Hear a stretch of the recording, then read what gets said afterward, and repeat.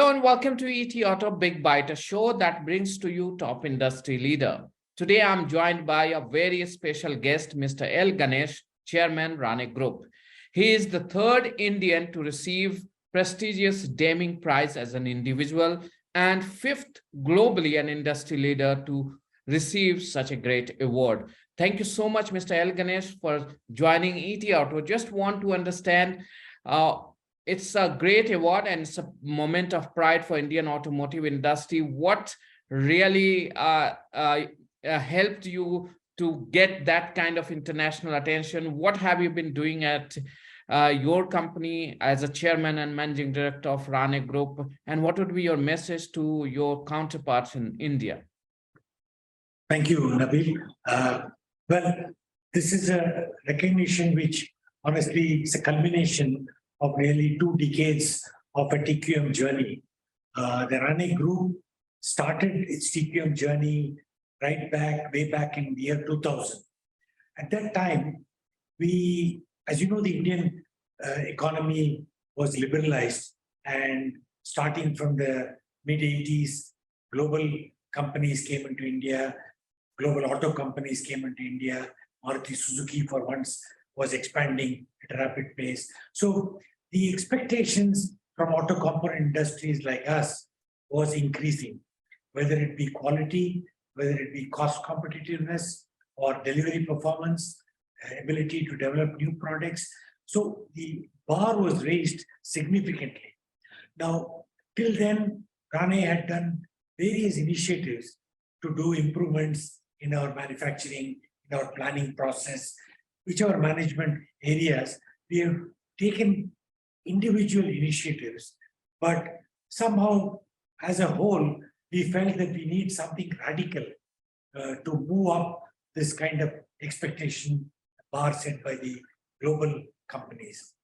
And that is when we started our journey in the year 2000.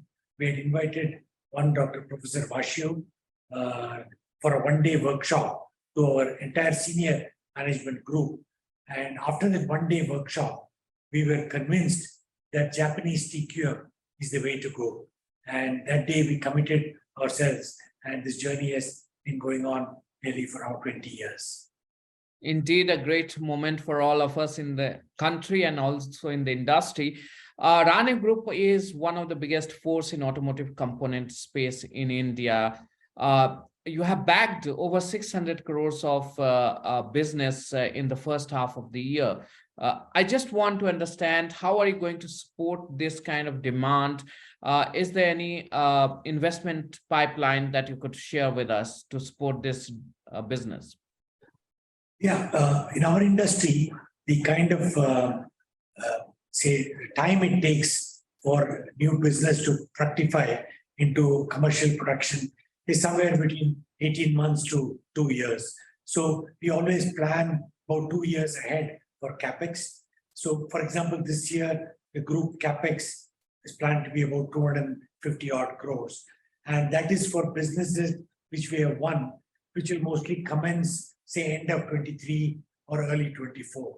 So that's the way we plan.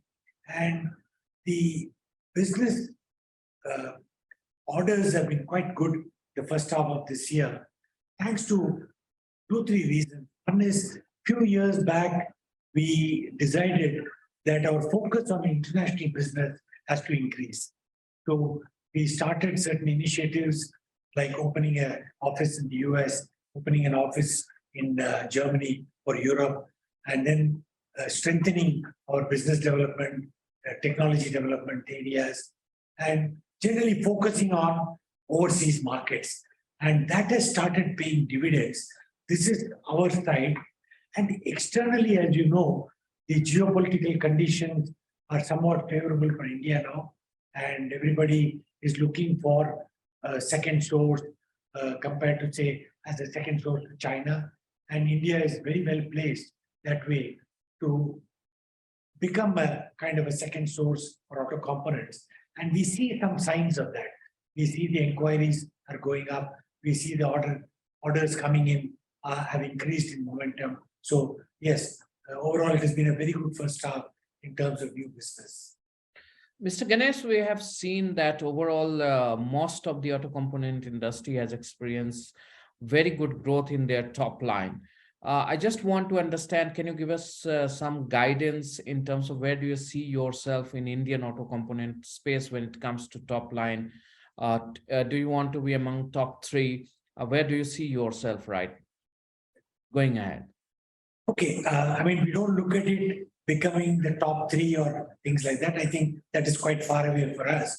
But we would like to be a significant player and have a good market position in whatever products that we make. We would like to be the top three, if not as a whole corporate, certainly the products that we make. And we are in that position today, and we would like to stay in that position.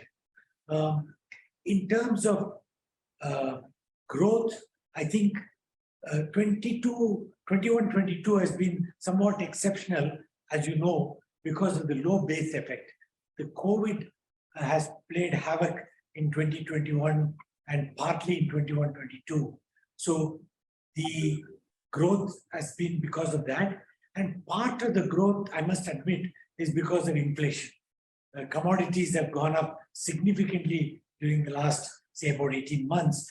And that has, we've been able to pass on most of that increases to the customers. So the real growth would be somewhat less than what the numbers show, not only for us, but the whole industry. Having said that, we would certainly like to accelerate our growth. What has been about, say, 8 to 10% CAGR in the past, we would like to step it up to somewhere between 12 to 15% going forward. So all our strategic initiatives are directed towards this. Going forward, what is your revenue target in FY23? And if you could give us some long-term guidance also, what's the number you're looking at? This year, we should end up at about 6,400 crores, about 6,400 crores. And we'll be kind of looking at, as I said, anywhere between 12 to 15% average growth rate. When I say average growth rate, as you know, some of our segments like commercial vehicles are cyclical. So you cannot sustain year on year. Sometimes we have 1 or 2 years of downturn. So long-term average growth of between 12 to 15% will be what we'll aim for. You talked about focus on international market. You talked about China plus one strategy that could help you push the bar. Just want to understand how is the breakup right now, domestic market business vis-a-vis international business, including exports. Do you plan to set up shops overseas also, or you just want to make in India and then export? What's your plan there?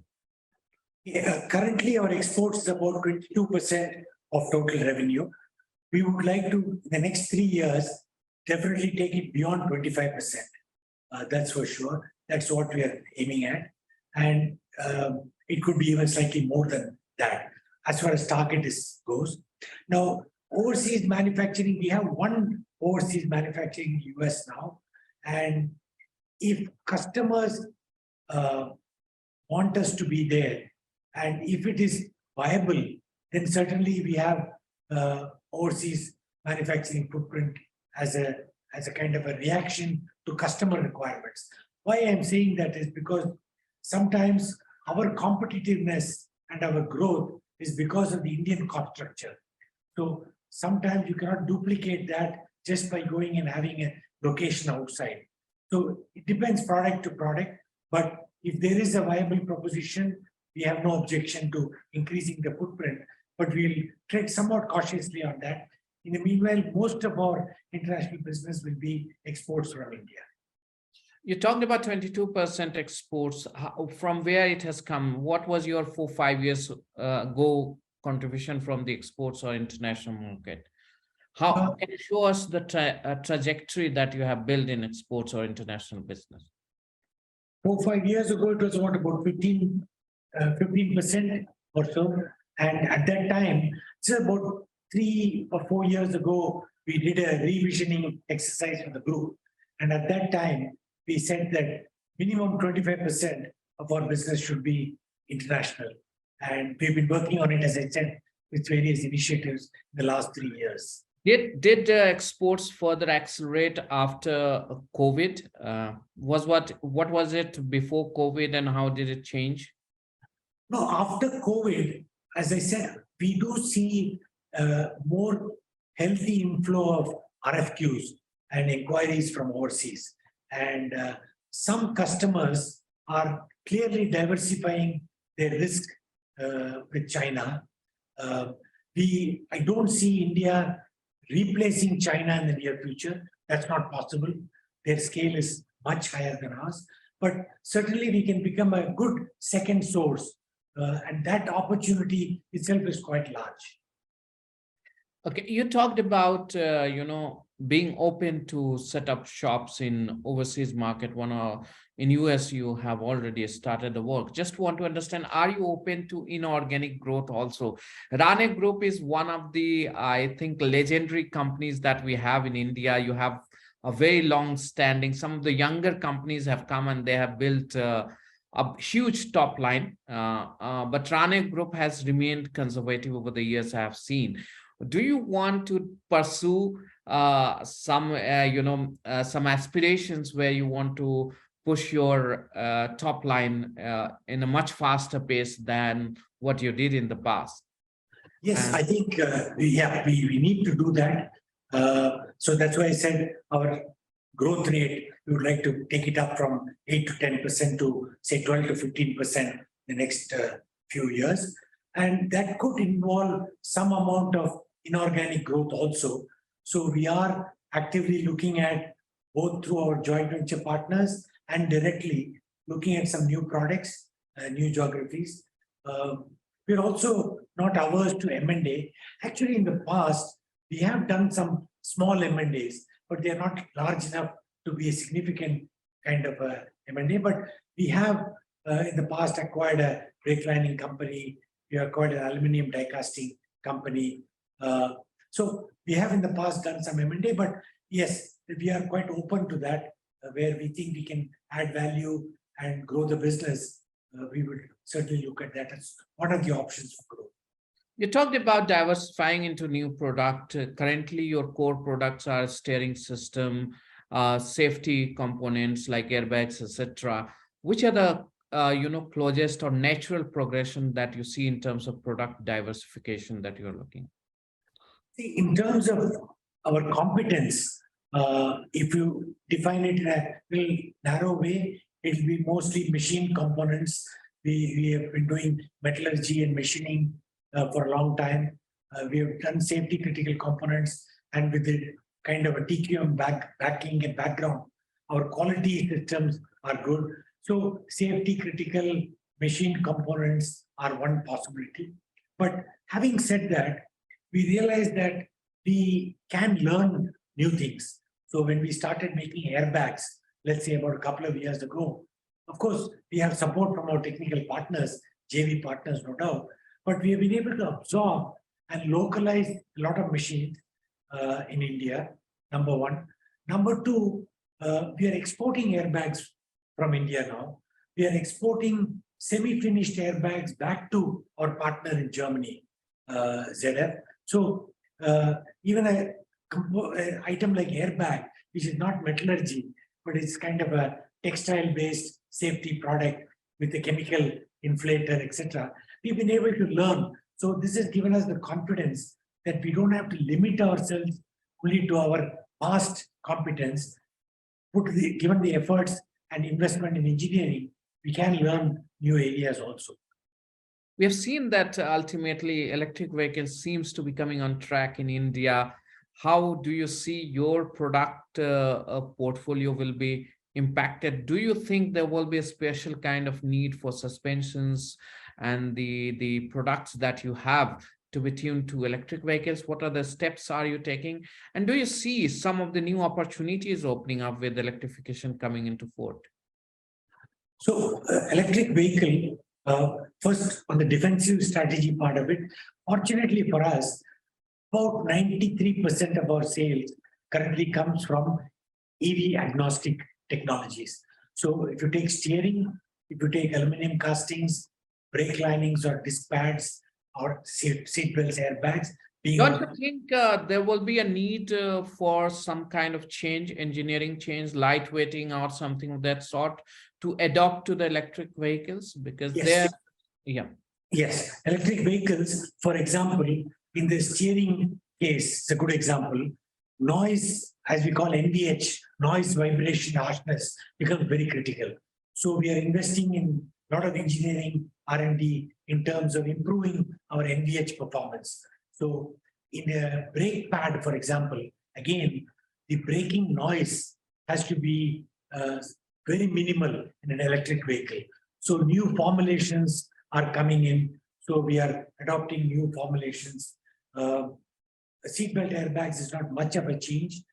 Aluminum castings, of course, the advantage is with lightweighting, aluminum casting business is growing very well because more companies are using aluminum in their cars. So yes, some changes are required. So the only product which is directly under threat for us is engine valves, which is currently about 7% of our total sales.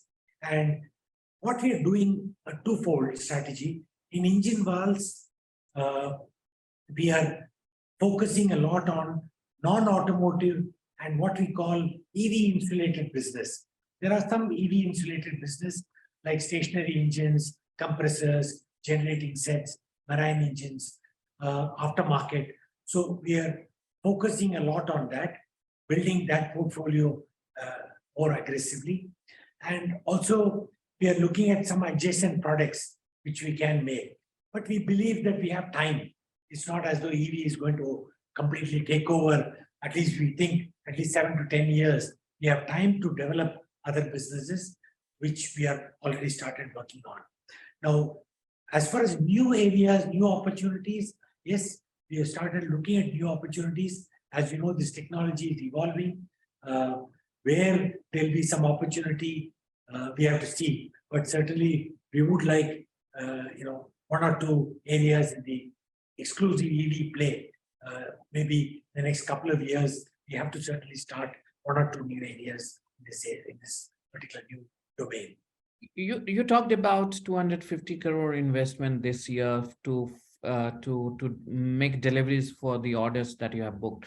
What is your total overall investment commitment in the next 2-3 years, if you could share? Well, normally we finalize this sometime in about February, March. So we go by a 3-year planning cycle. So the companies come up with a 3-year business plan and the capex. So my guess is it will be in the region of about 250 to 300 crores a year for the next 3 years. But we will await the actual plans from the company, which will be finalized by March. How things have changed after we resumed work post-COVID, how things have changed? Have your priority of focus has changed in terms of customers, in terms of segments? Is there any major change, major radical shift that you have seen in your strategy, if you could like to share that? There are small adjustments that we had to make. For example, we could not visit customers could not visit us. So a lot of technology enablers were brought into play. For example, we had to install an entire line for airbag without any machinery supplier coming to India. So we had to do it using technology, virtual communication, virtual reality, etc. And some customer audits were done online. So this was a new learning for us. How do we get a line approved by the customer without a physical visit? So that needs certain digitalization, certain amount of investments. So those kind of adjustments we have made. And of course, like everyone else, certain meetings now we are used to digital like we are doing today. So to that extent, productivity has gone up, I would say, to a large extent.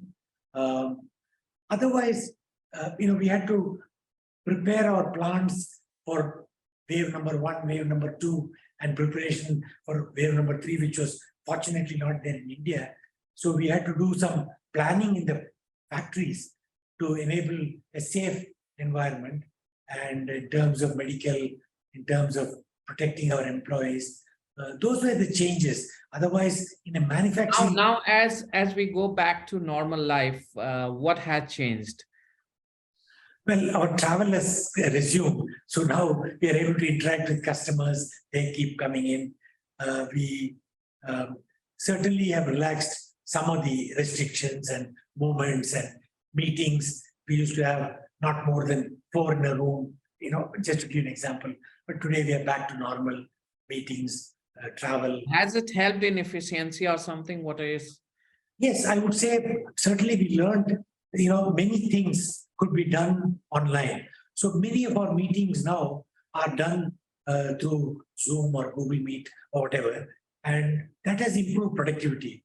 And in a city, for 6 people from 6 locations to come in to say meet us in the corporate office, they spend half a day for a 1-hour meeting. Today we just do it. So certainly productivity, especially kind of white collar productivity, has gone up. Okay. Thank you so much, Mr. L. Ganesh, for taking out time and joining us at ETAuto Big Bite. Thank you so much, viewer. Stay tuned to ETAuto for more news updates.